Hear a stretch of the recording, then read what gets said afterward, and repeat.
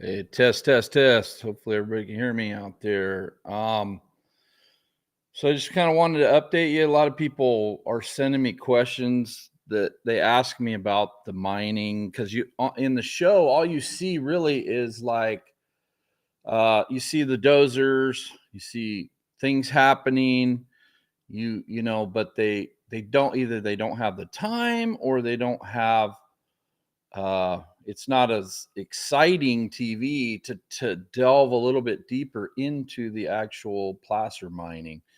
And placer mining is basically surface mining. It's not where we go underground and where you're down into tunnels and things like that. So I wanted to kind of delve in a little bit. Obviously, this Friday is our kickoff of season 2. It'll be at 9 p.m. You'll be able to reach us on Max and also Discovery Channel, just standard cable. So I did want to delve a little bit into what we're doing up there currently, which is, let me see if you guys can see this. There's a whiteboard. I'm going to share my screen. Unable to share the screen. Why is that? I don't know. We don't know why.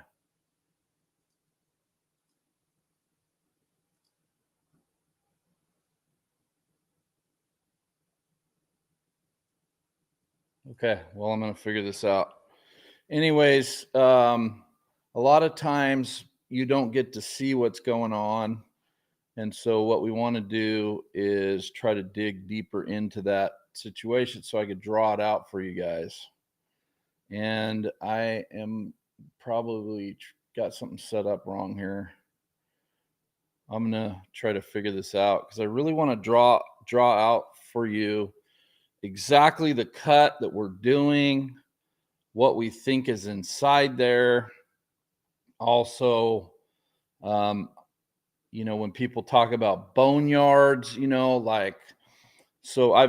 we had a boneyard, what they call a boneyard in the Yukon. And basically what you do, you're able to find multiple different bones that are in one location. So if you were to picture the great flood, which a lot of us believe in the great flood, is that like if the lowest part of the valley, all the animals were dead in the flood, and they all kind of, as the water receded, all kind of work their way just like you would see in a drain. So maybe the valley has a low point. So you'd see all of these animals kind of congregated, the carcasses, into one location. And then you have mud on top. And of course, the frozen atmosphere. So what you find is a conglomeration of animals, what they call, and what we used to call is the boneyard too. You'll see that podcast with John Reeves on Joe Rogan, and he has like a boneyard area. When you find really great bones is a lot of times if a guy has a hydraulic license and he's hydraulicking with a hose, so he's working out through that mud nice and careful. A lot of times the things that we have found, we've hit with dozers and stuff. Sometimes Andy's picking and Andy has found us some great things. So the boneyard is like that drain hole that as the water recedes, all the dead animals carcasses are all kind of together in this little area and then frozen. So the boneyard in the Yukon I found Yukon horse. So there used to be this little tiny horse. Maybe it kind of reminded me of maybe, the Shetland ponies like you would see. And there was like a little herds of little mini horses in the Yukon back in the day, ranging, running all over the place. And then You'd have like bison, steppe bison. You'd find steppe bison. You'd find, I believe there was a goat type animal, maybe a llama. I think I found a llama bone. It looked kind of like a llama. And then you'd find like mammoth bones, like a mammoth toe or a tusk. You'd find, so all of those different animals would be all kind of in a conglomeration. Um, and so Alaska is no different. There's places that have those types of situations. So um, if we ever run into one of those again, I would love to put that on camera, and show you guys what it looks like. But up there, you would have, caribou, moose, next to maybe some steppe bison, um, and then whatever else is up there. There is Andy just reported they just sighted a monster mountain grizzly. They're so I have the guys up there that are up there. So you have Andy, you have Tater, you have Dakota, and then Gina, Andy's wife, is up there helping as well. So, but a big moose ran through the camp, and sure enough, the way he was running, he wasn't just usually slowly grazing through. Usually you'll see him kind of moving along. They're not really afraid of anything, but this one had a grizzly bear chasing him, and found the pads of the grizz, and he's very hungry because of the big snow that they've had. So we got a big grizzly bear, and might be this. There is a monster grizzly that gets into the show that is starting Friday night. So we need everybody to put out the word. We want a massive group of people that are going to watch our show Friday nights, 9 p.m. Then you'll be able to catch every episode every week on Max, or if you have cable. So, and we'll be, I don't know where in the world we're going to be or when we launch in the United Kingdom, but it's going to be a really crazy season. But might be the same bear that you guys will see in the show, but he's probably bigger because the word is he's a monster grizzly, and I think he's local. So I got the guys having their guns. The bear comes really close to Thurber last year, and that one of those things gets a hold of you, it'll be nasty. So I'm going to try to do a live again, maybe even later today, and I'm trying to figure out how to share my whiteboard. For some reason, it's not letting me do that, and I don't know what I'm doing here, so I'm not very good at this. But if I could share my screen, I can. I wanted to draw some things for you guys, but we will find out here. I am learning how to do this here. I'll figure it out here in a minute, but I'll get back in touch with you guys here in a bit. But just want to let you know that we're stripping.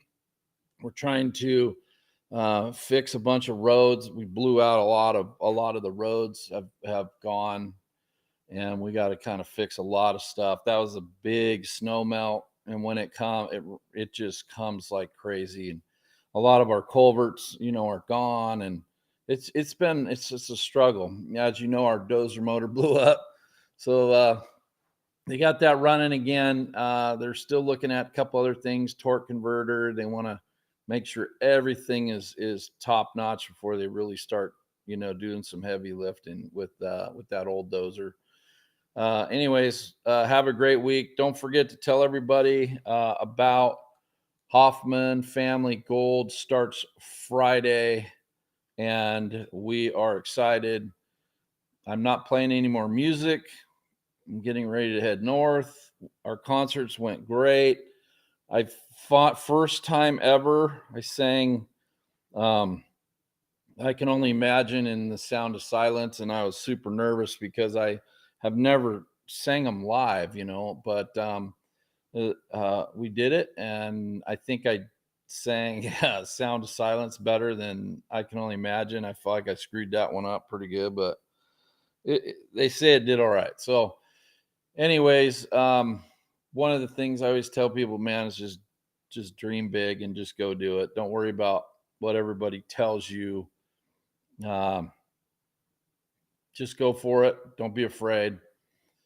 You only have one chance here on this earth, and we want to make the best of it, especially if we're called to do something in our faith as Christians, to step out. Yes, you're not perfect. Like, I'm overweight. I'm not perfect. I'm not God's gift to pretty much anything.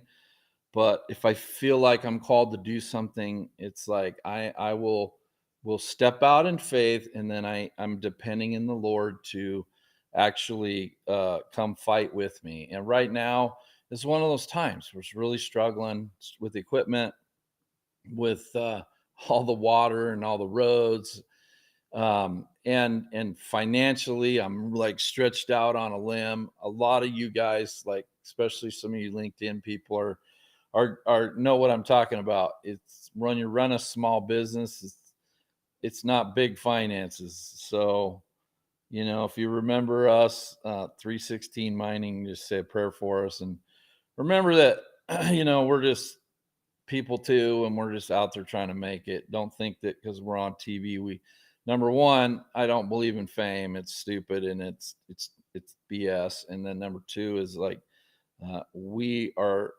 fallible and just like anybody else, and we're probably worse. So just to let you know that we're just a small business out there trying to struggle and make it, and we care about you guys and your business, and please care about ours, and together as Americans we need to push through.